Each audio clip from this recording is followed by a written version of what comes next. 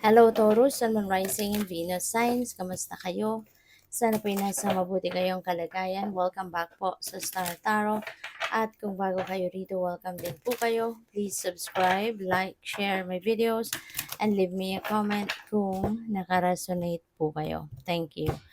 So, first card ninyo, Come to the Edge. Ayan. So, parang ano to, the full energy.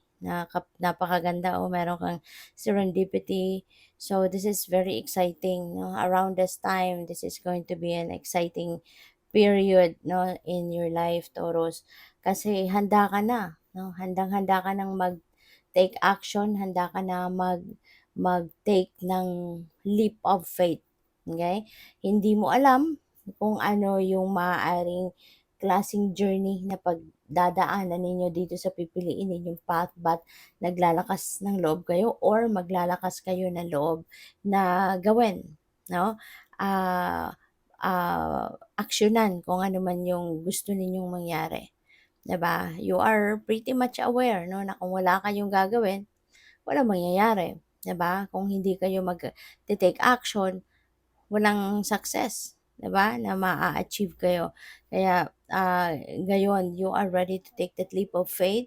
This is going to be like a new adventure para sa'yo kasi maaaring totally new for you ito, 'no? Maaaring this is totally new for you na gagawin ninyo. Kaya, possible na ang ang gagawin ninyo rito is to ano, to take action sa ngayon towards whatever this is na gusto ninyong aksyonan, 'di ba? So, this could be anything, this could be anything na gusto ninyong subukan. Maaaring related 'yan sa trabaho, 'no? Maaaring trabaho ito na hindi ito yung nakasanayan ninyong gawin or maaaring trabaho ito na hindi ito naka-align doon sa kung ano yung pinag-aralan ninyo, 'di ba? Maaaring gano'n, 'no? Yung mga ganyan ba na talagang, totally totally new para sa'yo. So, we also have the unfinished symphony. Ayan, so meron ditong unfinished business, Taurus, but maaring you left that hanging in the past, no?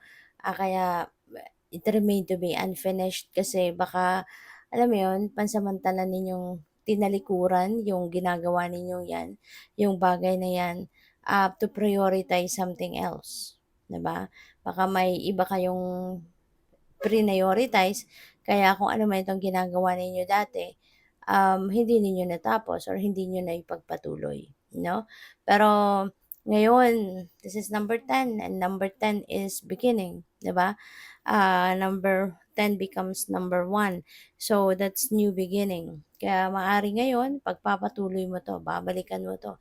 Whatever this is, no? Na kung ano however this message resonates with you, kung ano man itong naputol, naiwan ninyo, ngayon you're going to start over again. Okay? Sisimulan ninyo agad yan, babalikan ninyo agad yan, at ipagpapatuloy ninyo hanggang sa ma-accomplish ninyo. So, we have serendipity. Napakaswerte ninyo. Diba? Ito yung swerteng mga magagandang pangyayaring hindi ninyo sukat akalain. This is going to be a surprise para sa inyo ng universe. Kung ano man, no, yung mga ano to, this could be like parang miraculous moments, 'di ba? Mga super gagandang bagay ang maaaring mangyari sa buhay ninyo, mga bagay na hindi ninyo inaasahan. Mga pangyayaring hindi ninyo sukat akalain na pwedeng mangyari ay maaaring mangyari, no? So, napakaswerte ninyo. This is good luck, no, na babalot, no, sa buhay ninyo at hindi ninyo ito you've never expected this to happen, no? So, tignan natin kung ano pa ang ganap. And by the way, maraming salamat for subscribing. And if you haven't subscribed yet, subscribe na kayo. And also, maraming salamat din for not skipping the ads kasi malaking bagay po yan sa akin. And kung gusto po ninyo na mag-join sa membership, just click the join button sa baba ng video. Okay? So, take charge and action. So, this is good, no? Na talagang kayo ay magsisikap, magsisipag na gawin ang mga bagay na gusto ninyong gawin. Okay?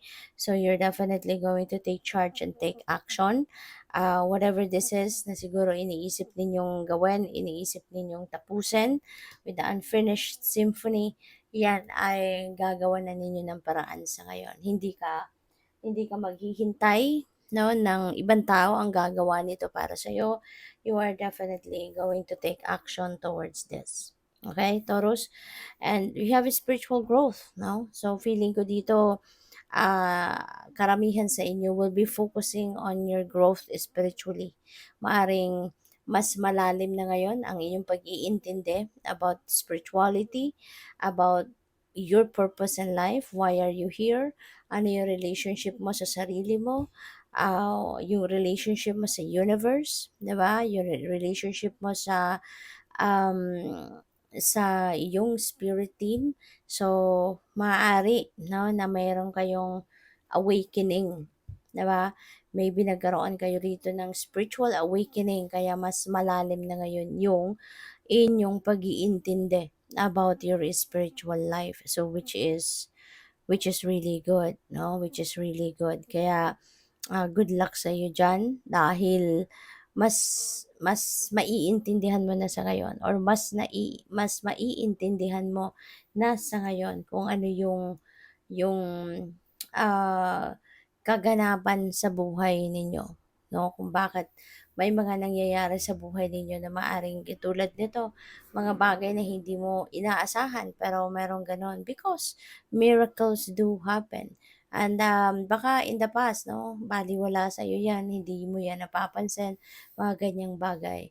Pero ngayon, you will have a better understanding, no, kung bakit nangyayari ang mga ganyan, 'di ba? Yung gano'n. So, we have inner child healing.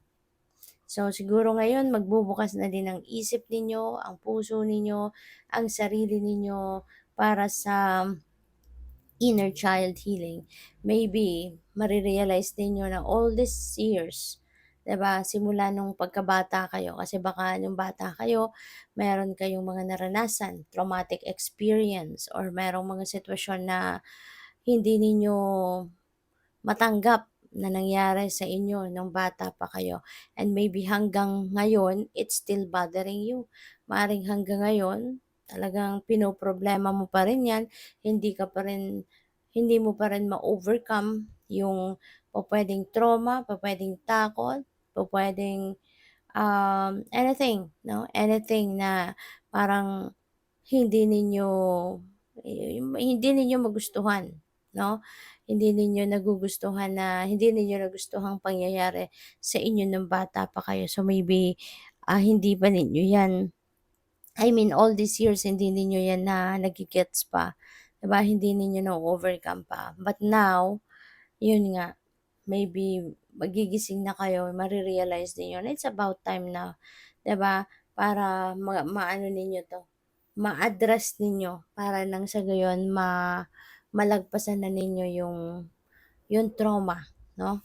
Na nagkaroon kayo since nung bata pa kayo. So, good luck. Thank you for watching Love and Light. Namaste.